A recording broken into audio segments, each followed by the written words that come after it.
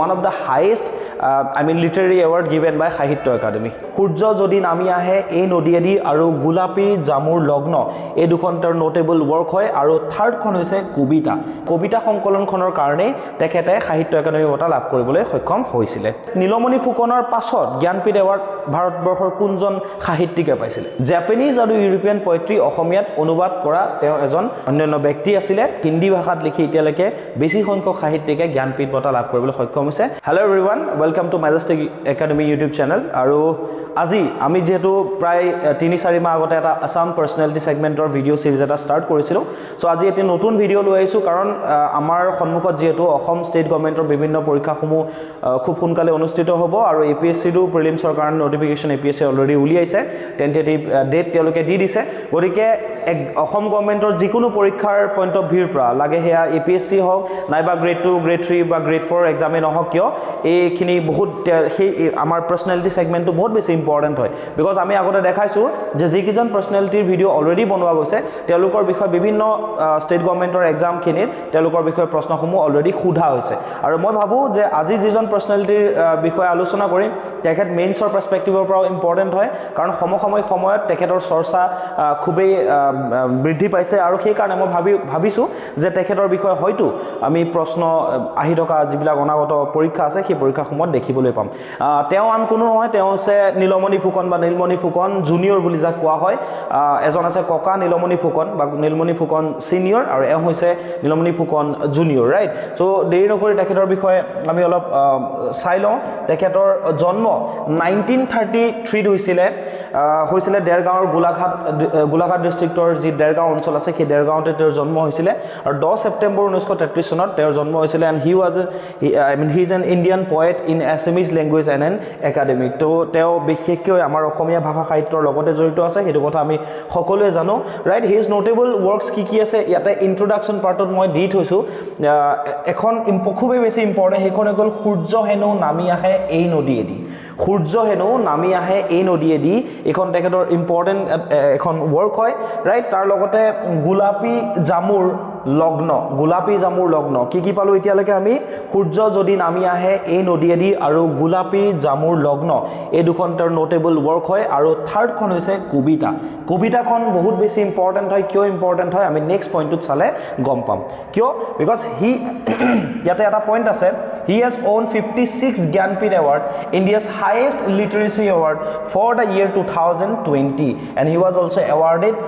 the 1981 Sahitya Academy Award in Assamese language for his poetry collection কি আছিল কবিতা এই যিখন কবিতা আছিল দুখন আমি অলৰেডি পাইছো সূৰ্য হেনো নামি আহে এই নদীয়েদি আৰু গোলাপী জামুৰ লগ্ন তাৰ উপৰিও যিখন কবিতা সংকলন আছিল কবিতা সংকলনখনৰ নামেই কবিতা আছিল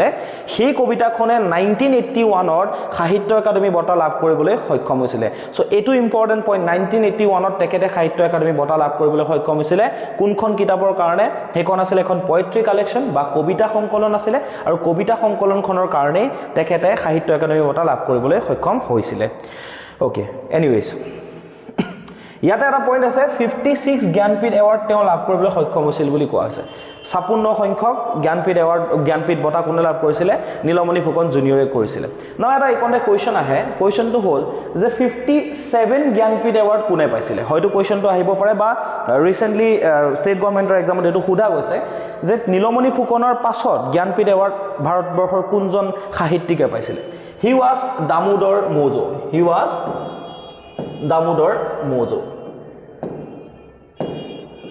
Damodar Mozo এজন কোঙ্কণী নভেলিষ্ট হয় আৰু তেওঁৰ শৰ্ট ষ্টৰী লিখে সেই দামোদৰ মোজোয়ে কি পাইছিলে 50 দামোদৰ মোজো ৰাইট দামোদৰ মোজোয়ে 57th জ্ঞানপীঠ এৱাৰ্ড লাভ কৰিবলৈ সক্ষম হৈছিল 57 সংখ্যক জ্ঞানপীঠ বঁটা লাভ কৰিছিল দামোদৰ মোজো আৰু দামোদৰ মোজো কোন আছিল এজন কোঙ্কণী novelist right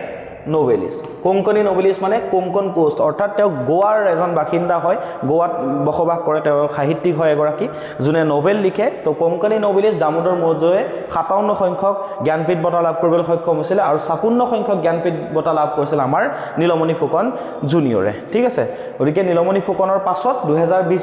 বৰ্ষৰ কাৰণে তেওঁ লাভ কৰিছিল 2021 বৰ্ষত এখেতে লাভ কৰিবলৈ সক্ষম হৈছিল তো এই দুটা কোৱেশ্চন যেহেতু সমসাময়িক সময়তে হৈছিল আৰু হয়তো এই কোৱেশ্চন দুটা আহিব পাৰে সেই কাৰণে তেখেতৰ নামটো মই এইখিনিতে মেনশন কৰি দিছো এগেইন তেওঁ আৰু অন্যান্য বঁটা গভৰ্নমেন্ট অফ ইন্ডিয়া তেখেতক বিভিন্ন সময়ত দিছে like he was awarded the Padma Shri by government of India in 1990 1990 চনতে তেওঁ পদ্মশ্ৰী সন্মানেৰে তেখেতক সন্মানিত কৰা হৈছিল এগেইন এণ্ড ৰিচিভড সাহিত্য একাডেমী ফেলোশ্বিপো পাইছিল সাহিত্য একাডেমী বঁটাটো পাইছিলে সাহিত্য একাডেমী ফেলোশ্বিপো পাইছিলে সাহিত্য একাডেমী ফেলোশ্বিপ সকলোকে দিয়া নাযায় ওকে বৰ্তমানলৈকে প্ৰায় 21 জন সাহিত্যিকে এই ফেলোশ্বিপ লাভ কৰিবলৈ সক্ষম হৈছে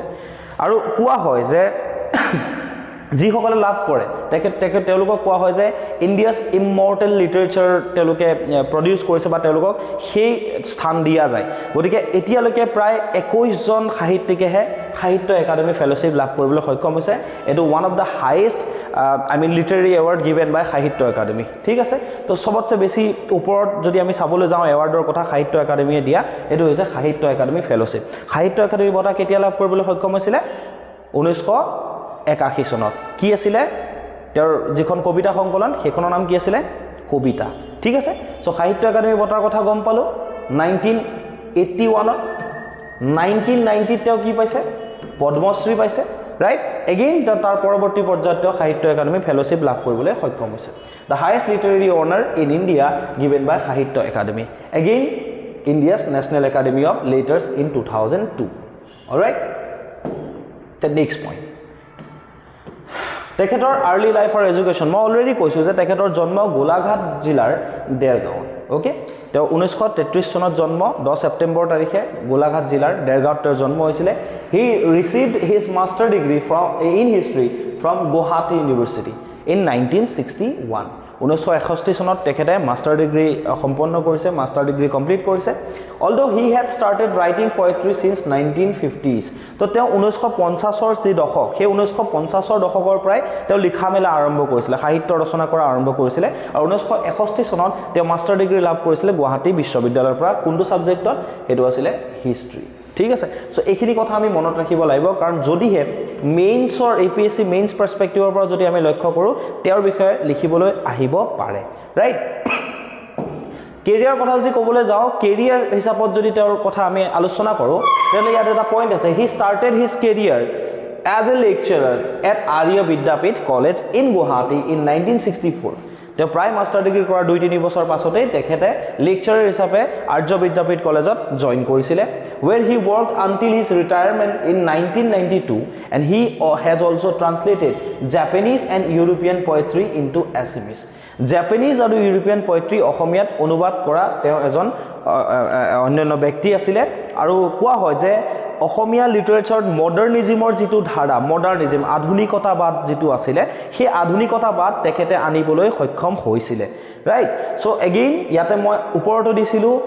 he has owned the 56 Gyanpith award again comment কৰি পেলাই তোমালোকে কমেন্ট বক্সত লিখিব পৰা 57th number কোনজন আছিল যোনে জ্ঞানপীঠ বঁটা লাভ কৰিবলৈ সক্ষম হৈছিল বা 57 সংখ্যক জ্ঞানপীঠ বঁটা কোনে লাভ কৰিছিল আৰু তেওঁ কোৰ পৰা বিলং কৰে ৰাইট আৰু তেওঁ কি হয় কি লিখে কবিতা লিখে নোবেল লিখে তেওঁ কি লিখে সেই কথাটো তোমালোকে তলত উল্লেখ কৰিব নাপাহৰিবা okay India's highest literary award for the year 2020 okay next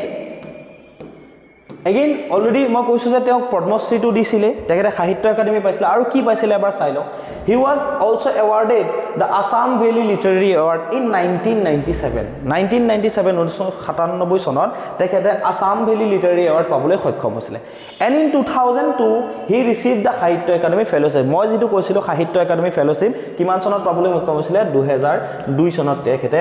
লাভ কৰিছিল ৰাইট নাও 1981 ত তেখেতে পাইছিল সাহিত্য একাডেমী কবিতা কবিতাখনৰ কাৰণে 1990 কি হৈছিলে এবাৰ কমেন্ট কৰি জনাবা তোমালোকে 1990 কি বঁটা লাভ কৰিবলৈ সক্ষম হৈছিলে 1997 তো আমি ইয়াত পাইছো right Assam valley literary award পাবলৈ সক্ষম হৈছিলে এগেইন 2002 তেখেতে সাহিত্য একাডেমী ফেলোশ্বিপ পাবলৈ সক্ষম হৈছিলে তো আমাৰ কাৰণে খুব গৌৰৱৰ কথা যে ইণ্ডিয়াৰ খুব কম সংখ্যক সাহিত্যিকেহে এই বঁটা লাভ কৰে তাৰ ভিতৰত নীলমণি ফুকন এগৰাকী অন্যতম ব্যক্তি right so again in 2019 he was awarded Doctor of Letters again yate mon korbolaya kotha Doctor of Letters okay Doctor of Letters upadhi tekhete labh koribole সক্ষম হৈছিলে by the Dibrugarh University Dibrugarh Bishwabidyalaya tekhetok Doctor of Letters mane upadhire tekhetok upadhi pradhan korisile aru yar meaning etue hoy janeke ami gom pao je doctorate degree pasot janeke post doctorate thake highest level of education post doctorate etu post doctorate or nisinai hoy Doctor of Letters বিভিন্ন দেশৰ বিভিন্ন ইউনিভাৰ্সিটিজে বিশেষ ব্যক্তি সকলক এই যেটো অনাৰ এই অনাৰটো প্ৰদান কৰে সো ডক্টৰ অফ লেটাৰ্স তেখেতে লাভ কৰিছিলে 2019 বৰ্ষত ৰিসেন্ট আছিলে বাই ডিব্ৰুগড় ইউনিভাৰ্সিটি ওকে নাও তেখেতৰ অকমান কেনেকুৱা ধৰণৰ সাহিত্য ৰচনা কৰিছিলে সেইখিনি কথা আমি আলোচনা কৰিব লাগিব তেখেতৰ অন্যতম যিখিনি সাহিত্য আছিলে তাৰ ভিতৰত অন্যতম আছিলে মই অলৰেডি কৈছো সূৰ্য হেনো নামি আহে এই নদীয়েদি সূৰ্য হেনো নামি আহে এই নদীয়েদি যদি সাপোজ এক্সাম যিকোনো হ'ব পাৰে প্ৰিলিমছ হওক এপিএসসি প্ৰিলিমছ হওক নাইবা ষ্টেট গভৰ্ণমেণ্টৰ বিভিন্ন যিসমূহ এক্সাম আছে সাব ইন্সপেক্টৰ পৰীক্ষা হওক নাইবা যদি এডিআৰই আকৌ হয় হয়তো সুধিব পাৰে যে সূৰ্য হেনো নামি আহে এই বাটেদিখন কোনে লিখিছিলে right the sun is said to come descending by this river 1963 তে পাবলিশ কৰিছিলে আৰু এখন তেখেতৰ নোটেবল ৱৰ্ক আছিলে মানস প্ৰতিমা 1971 ত তেওঁ লিখি উলিয়াইছিলে Again, ফুলি থকা সূৰ্যমুখী ফুলৰ ফালে ফুলি থকা সূৰ্যমুখী ফুলৰ ফালে towards the blooming sunflower in 1971 so 1963 সূৰ্য হেনো নামি আহে এই নদীয়েদি 1971 ত দুখন মানস প্ৰতিমা আৰু ফুলি থকা সূৰ্যমুখী ফুলৰ ফালে towards the blooming sunflower in 1971 তেখেতে পাবলিশ কৰিছিলে তো এই কিখন তেওঁৰ নোটেবল ৱৰ্ক আছিলে ৰাইট সো এৱাৰ্ডছ এণ্ড ৰিকগনিশ্যনৰ কথা অলৰেডি আমি কিছুমান তেখেতক যিসমূহ সন্মান দিছিলে সেইসমূহ আমি সেই বিষয়ে আমি কথা পাতিছোঁ ৰাইট এগেইন মই ইয়াতে পইণ্টছ কেইটা দি দিছোঁ যাতে আকৌ আমি এবাৰ ভিডিঅ'টো চাই থাকোঁতে মনত কৰিব পাৰোঁ কিছুমান পইণ্ট আছে in December 2021 the prolific point and writer Nilmani Phukan receive the prestigious Jnanpith award for his lifetime contribution in literature সুধিব পাৰে যে কিহৰ কাৰণে পাইছিলে সেইটো ইয়াত দিয়া আছে for his lifetime contribution in literature in the field of literature তেখেতৰ জীৱনজোৰা যি সাধনা লাইফ টাইম কণ্ট্ৰিবিউশ্যন এই সাহিত্যৰ জগতখনত যে তেওঁ আগবঢ়াইছিলে জীৱনজোৰা সাধনাৰ কাৰণে সাহিত্যৰ জগতখনত জীৱনজোৰা সাধনাৰ কাৰণে তেখেতক এই বঁটা দিছিলে ৰাইট জ্ঞানপীঠ বঁটা লাভ কৰিবলৈ সক্ষম হৈছিলে না মোক কোনোবাই যদি তাতে কমেণ্টছত লিখিব পাৰে তেতিয়াহ'লে ক'ব পাৰে যে প্ৰথমজন অসমীয়া সাহিত্যিক কোন আছিল যোনে জ্ঞানপীঠ বঁটা লাভ কৰিবলৈ সক্ষম হৈছিলে ৰাইট দ্বিতীয়জন কোন আছিল বা যদি মই প্ৰশ্ন কৰোঁ প্ৰথমগৰাকী মহিলা সাহিত্যিক অসমৰ কোন আছিল যোনে জ্ঞানপীঠ বঁটা লাভ কৰিবলৈ সক্ষম হৈছিলে ৰাইট সো প্ৰথমজন সাহিত্যিক আছিলে বীৰেন্দ্ৰ কুমাৰ ভট্টাচাৰ্য ঠিক আছে তেখেতে জ্ঞানপীঠ বঁটা লাভ কৰিবলৈ সক্ষম হৈছিলে তাৰ পাছত মামনি ৰয়ছম গোস্বামী বা যাৰ আসল নাম আছিলে ইন্দিৰা গোস্বামী তেখেতে লাভ কৰিবলৈ সক্ষম হৈছিল প্ৰায় 2000 চনৰ সময়ত আৰু থাৰ্ডজন হৈ গ'ল নীলমণি ফুকন জুনিয়ৰ তেওঁলোক তিনিগৰাকী আছে অসমৰ পৰা যোনে জ্ঞানপীঠ বঁটা লাভ কৰিবলৈ সক্ষম হৈছিলে আৰু এতিয়ালৈকে আটাইতকৈ বেছি যিকোনো এটা ভাষাৰ সাহিত্য যদি পাইছে সেইটো হ'ল হিন্দী ৰাইট হিন্দী ভাষাত লিখি এতিয়ালৈকে বেছি সংখ্যক সাহিত্যিকে জ্ঞানপীঠ বঁটা লাভ কৰিবলৈ সক্ষম হৈছে আৰু অসমীয়া ভাষাৰ সাহিত্যৰ কথা যদি ক'বলৈ যাওঁ এতিয়ালৈকে প্ৰায় 3 জনে লাভ কৰিবলৈ সক্ষম হৈছে is it clear or not right so এইটো কথা এবাৰ তোমালোকে জনাই দিবা তলত লিখি দিবা মই গম পাম আৰু তোমালোকে যদি এনসাৰ দিছা তেতিয়াহ'লে খুব ভাল কথা যদি তোমালোকে অলৰেডি জানা okay in 1997 Phukan was awarded the Assam Valley Literary Award যেটো মই অলৰেডি ওপৰত ডিসকাস কৰি আহিছো he was awarded the 1981 Sahitya Akademi award in Assamese for his poetry collection কবিতা অলৰেডি ওপৰত ডিসকাস কৰি আহিছো right and he was awarded the Padma Shri by the government of India in 1990 তো এটা যে চাবলৈ যাওঁ কি পালো আমি হেতু কথা এবাৰ চাব লাগিব 1981 ত তো কি পাইছিলে 1981 ত তোমালকে এবাৰ লিখা সাহিত্য একাডেমী পাইছিলে ৰাইট সাহিত্য একাডেমী পাইছিলে কোনখনৰ কাৰণে যিখন কবিতা ৰাইট কবিতা যিখন কবিতা আছিলে এখন কি আছিলে কবিতা সংকলনে আছিল ৰাইট 1990 কি পাইছে তোমালোকে এবাৰ লিখা মই এইটো স্পেচটো খালী কৰি দিছোঁ 1990 তোমালোকে কি পাইছে এবাৰ লিখা এগেইন যোনে আকৌ লিখিব বিচাৰিছে এবাৰ তোমালোকে লিখিব পৰা 1997 কি পাইছিলে তেখেতে লিখিব পৰা মানে এনেকৈ তোমালোকে ইয়েৰটো দি দিবা 1981 এইটো বঁটা 1990 এইটো বঁটা 1997 এইটো তেওঁ বঁটা লাভ কৰিবলৈ সক্ষম হৈছিল 2002 তেওঁ এইটো বঁটা লাভ কৰিবলৈ সক্ষম হৈছিল এই গোটেইখিনি কমেণ্ট বক্সত যাতে সকলোৱে লিখে চ' ডেট লিখি থাকিলে কি হয় আমাৰ ছাবকনচিয়াছ মাইণ্ডতো থাকে বা যেতিয়া প্ৰনাউন্স কৰোঁ আমি যিকোনো এটা কথা ছাবকনচিয়াছ মাইণ্ডত থাকি যায় আৰু যিটোৱে এক্সামৰ সময়ত এক্সাম হলত গৈ পেলাই যেতিয়া এক্সাম হলৰ প্ৰেছাৰ থাকে সেই সময়খিনিত আচলতে ছাবকনচিয়াছ মাইণ্ডৰ খেলটো বহুত ডাঙৰ এটা ৰোল প্লে কৰে আৰু মই আশা ৰাখিছোঁ যে যিটো পাৰ্চনেলিটি সেগমেন্ট হয় সেইটো আমি আকৌ কন্টিনিউ কৰি যাম কাৰ বিষয়ে বনাব লাগে সেইটো কমেন্ট বক্সত কমেন্ট কৰি জনাব পাৰে ৰাইট সো নীলমণি ফুকনৰ বিষয়ে এখিনি আছিল তেখেতৰ আৰ্লি লাইফ তেখেতে কোট তেখেতৰ যি কেৰিয়াৰ আছিল কোট তেওঁ অধ্যাপনা কৰিছিল তাৰ পিছত তেখেতে কেনেকুৱা ধৰণৰ তেওঁৰ যিখিনি ইম্পৰ্টেন্ট নোটেবল ওয়াৰ্ক আছিল লিটাৰেৰী তেওঁৰ যিখিনি কন্ট্ৰিবিউশন আছিল সেইখিনি কি আছিল মোস্ট ইম্পৰ্টেন্টলি যিখিনি এৱাৰ্ড তেওঁ লাভ কৰিছে সেইখিনি মনত ৰখাটো খুবেই দৰকাৰ কাৰণ কেলে এমসিকিউ ফৰ্মত আমি সেইখিনি কোৱেশ্চন হয়তো পাব পাৰো আজিলৈ ইমানে that's all for today thank you so much আৰু যিসকলে নতুনকৈ চাইছে সেইসকলক মই অনুৰোধ জনাম যে আমাৰ যিটো মেজেষ্টিক একাডেমি ইউটিউব চেনেল সেইটো এবাৰ সাবস্ক্ৰাইব কৰি থব কাৰণ তাতে আমাৰ যিটো প্লেলিষ্ট আছে মই জনাই দিব বিচাৰোঁ যিসকলে ডিএইচএছৰ এক্সাম দিব তাতে এটা ডিএইচএছৰ প্লেলিষ্ট আছে তেওঁলোকে সকলোৱে চাব পাৰে যোনে এতিয়ালৈকে এক্সাম যেটো ডিএইচএছৰ হোৱা নাই যিসকলে ভাবিছে বা যিসকলে ফৰ্ম ফিল আপ কৰিছে তেওঁলোকে চাব পাৰে আৰু ইণ্ডিয়ান ৰিভাৰ সিস্টেমৰ পৰা আদি কৰি ইণ্ডিয়ান পলিটি ৰাইট সায়েন্সৰ সেগমেন্টৰ পৰা আদি কৰি প্ৰত্যেকটো সেগমেন্ট প্লেলিষ্টত আছে গতিকে মই ভাবো যে ডেফিনেটলি হেল্প হ'ব বিভিন্ন পৰীক্ষাসমূহ দিয়াৰ ক্ষেত্ৰত গতিকে আজিলৈ ইমানে আকৌ পুনৰ নতুন এটি ভিডিঅ লৈ লগ পাম that's all for today thank you for watching